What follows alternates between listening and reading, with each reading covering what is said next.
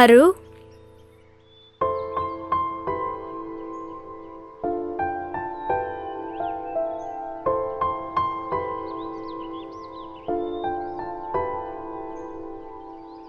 ದೇವ್ರ ಹತ್ರ ವಿನಾಯಸಲ್ಲಿ 10 ವರ್ಷ ನನಗೆ ಟ್ರಾನ್ಸ್ಫರ್ ಮಾಡು ಅಂತ ಕೇಳ್ಕೊಂಡು ಏನಾದ್ರು ಹಣಕ್ಕೆ ಮುಖ ಮಾಡಿತಿದ್ಯಾ?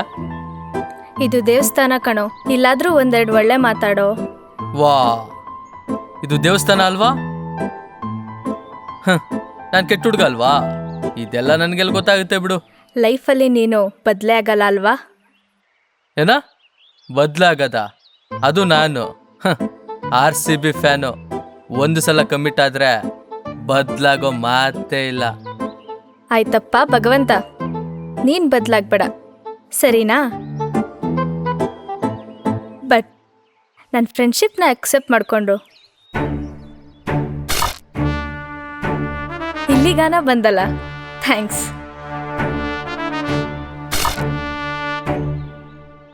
ಯಾವ ಕಚಡ ನನ್ನ ಮಗ ಹೇಳಿದ್ದು ನಾನು ನೀನು ಫ್ರೆಂಡ್ಸ್ ಅಂತ? ಫ್ರೆಂಡ್ ಅನ್ನೋನು ಯಾವತ್ತಿದ್ರು ಬೆನ್ನಿಂದ ನಿಂತ ಕೈಯವನು.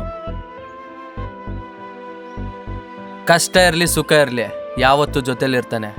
ಆದರೆ ನೀನು ಈ ಆಟಲ್ಲೇ ಕೂತ್ಕೊಂಡು ಆಟಕ್ಕೆ ಕೊಳ್ಳಿ ಇಡೋಳು. ನೀನು ಯಾವತ್ತೋ ಫ್ರೆಂಡ್ ಹಾಕಾಗಲ್ಲ. ಅಂದರೆ ನೀನು ಒಪಿನಿಯನ್ ಚೇಂಜ್ ಮಾಡ್ಕೊಳ್ಳಲ್ವಾ? ನೀನು ಸೈಲೆಂಟ್ ಆಗಿರೋದು ನೋಡಿದ್ರೆ ಗೊತ್ತಾಗುತ್ತೆ ನಿನ್ನ ಹತ್ರ ನನ್ನ ಬಳಿ ಮಾತಾಡೋಕ್ಕೆ ಬೇರೆ ಏನೂ ಇಲ್ಲ ಅಂತ. ಓಕೆ,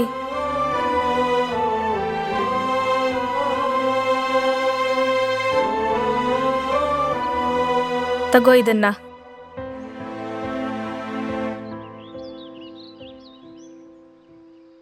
ಇದು ನನ್ನ ಫಸ್ಟ್ ವೆಡ್ಡಿಂಗ್ ಕಾರ್ಡ್.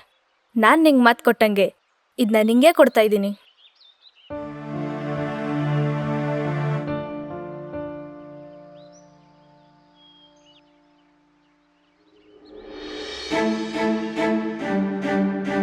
ಲೈಫಲ್ಲಿ ಯಾರನ್ನು ಬೇಕಾದರೂ ಬಿಟ್ಕೊಡ್ತೀನಿ ಕಣೋ, ಆದರೆ ನಿನ್ನ ನನ್ನ ಉಸಿರಿರೋವರೆಗೂ ಯಾರಿಗೂ ಬಿಟ್ಕೊಡಲ್ಲ. ಐ ಲವ್ ಯು ಕಣೋ.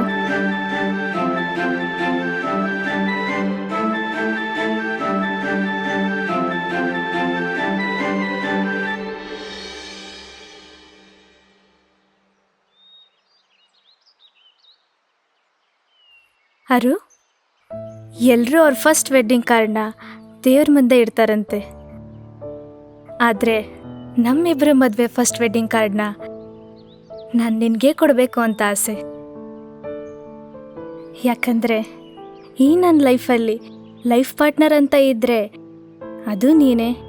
ಹಾಗೆ ಈ ನನ್ನ ಲೈಫ್ಗೆ ದೇವರು ಅಂತ ಇದ್ದರೆ ಅದು ನೀನೇ.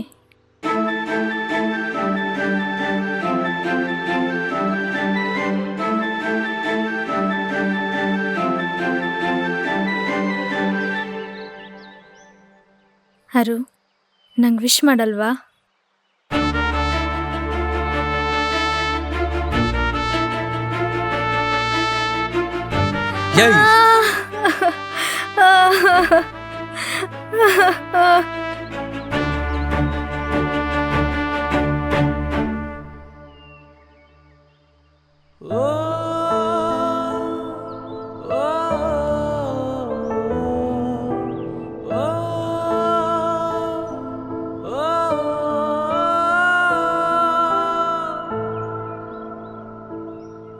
ಲೇ, ನಿನ್ನ ನೋಡಿದ ತಕ್ಷಣ ಇಷ್ಟಪಟ್ಟೆ ಕಣೆ.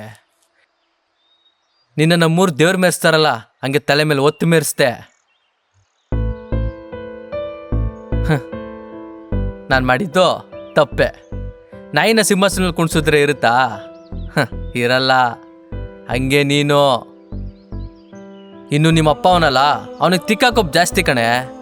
ನನಗೆ ಕೆಲಸ ಇಲ್ಲ, ಲೈಫಲ್ಲಿ ಸೆಟ್ಲ್ ಆಗಿಲ್ಲ ಅಂತ ಯಾವನೋ ಒಬ್ಬ ಅಂಕಲ್ನ ತಂದು ಅವನೊಬ್ಬ ಲೋಫರು, ಲಫಂಗ, ಬದ್ಮಾಶ್ ನನ್ನ ಮಗ, ಅವನ್ನ ಬಿಟ್ಟು ಇವನ್ನೇ ಮದುವೆ ಆಗು ಅಂದ. ಅದಕ್ಕೆ ನೀನು ತಲೆ ಅಲ್ಲಾಡಿಸ್ತಾ ಆ ಖಜೂರ್ ನನ್ನ ಮಗನ್ನೇ ಮದುವೆ ಆಗ್ತೀನಿ ಅಂತೇಳಿ ಇವಾಗ ಕಾಡಿಟ್ಕೊಂಬಂದು ನಿಂತಿದ್ಯಾ. ಲೈ, ನೀವು ಬಿಟ್ಟೋದಾಗ ಎಲ್ಲರೂ ಅನ್ಕೋತಿದ್ರು ನೀವು ಬರೋಕ್ಕೂ ಮುಂಚೆ ರಾಯಲಾಗಿದ್ದ ಹುಡುಗ ಇನ್ನು ಮುಂದೆ ಚಪ್ಪರ ಹೋಗ್ತಾನೆ ನೋಡು ಅಂತ.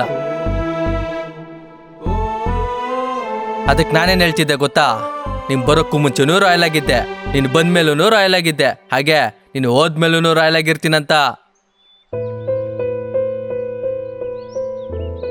ಆದ್ರೆ ಆಗ್ಲಿಲ್ಲ ಕಡೆ. ನೀನ್ ಬಿಟ್ಟೋದ್ರು ನಿನ್ ನೆನಪು ಹಾಟಲ್ಲೇ ಕೂತ್ಕೊಂಡು ನನ್ನೇ ಕೊಂದ್ಬಿಡ್ತು ಕಣೆ.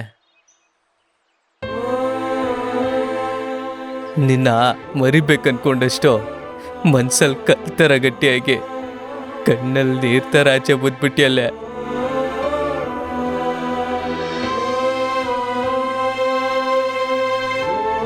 ಲೈ, ಹೀಗೆ ನೋಡಿದ್ರೆ ಯಾವನೋ ತಲೆ ಮಾಸ್ತವನ ಜೊತೆ ಮದುವೆ ಫಿಕ್ಸ್ ಮಾಡಿಕೊಂಡು ಕಾಡಿಟ್ಕೊ ಬಂದು ನಿಂತಿದ್ಯಾ.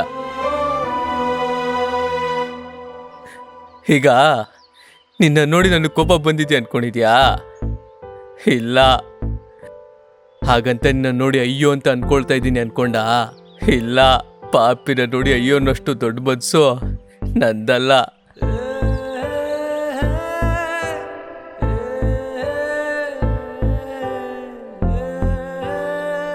ಕೊನೆಯದಾಗಿ ನನ್ನ ಮನಸ್ಸಿಂದ ಒಂದು ಮಾತೇಳ,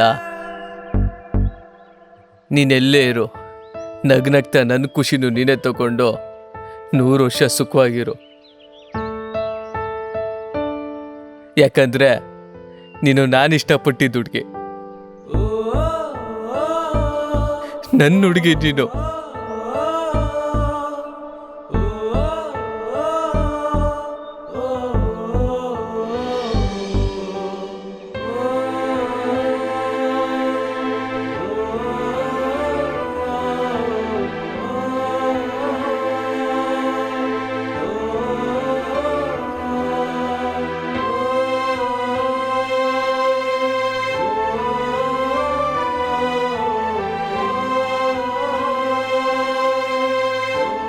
ಖುಷಿಯಾಗಿರು.